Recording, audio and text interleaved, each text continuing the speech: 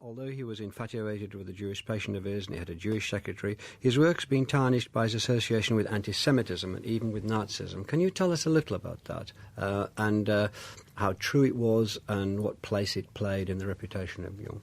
Well, there were two periods in Jung's life when he benefited enormously from not being Jewish. One has already been discussed. Freud, although he was in his early 50s when he met Jung, felt that he wasn't the right person to lead the psychoanalytic movement into the future, that somebody non-Jewish was needed, and that this young, charismatic, this magnificently magnetic young man in his 30s was the right leader.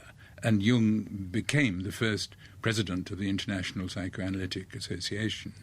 So that was one fruit of not being Jewish. The second period in which he benefited started when Hitler came to power in 1933, and throughout the German-speaking world, which is to say the main world in which psychoanalysis was operating, the biggest territory of psychoanalysis, Freud and Freudianism was going to be verboten. And already Jung went to Germany in 1933 to give some lectures, and he was interviewed on radio, and he understood what was expected of him, and he came up with the attack on Freudianism that was wanted. He said that it was natural for a mass movement to move towards the Führer. Now, in German, the word Führer means leader, so that was a deliberately ambiguous sentence in which he could be referring both to the leader and to Hitler individually.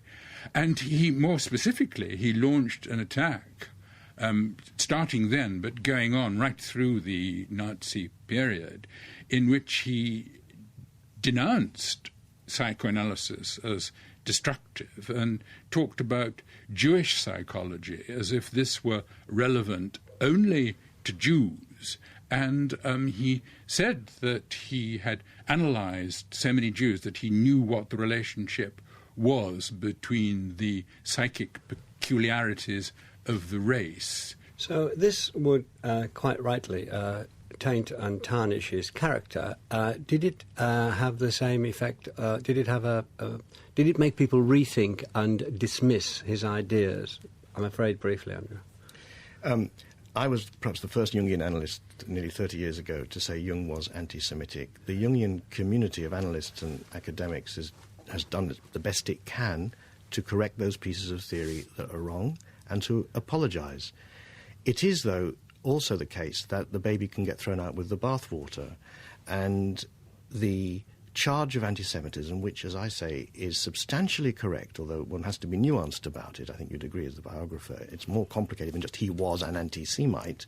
That charge is, I think, sometimes used to dismiss other ideas of Jung's that really deserve respectful attention.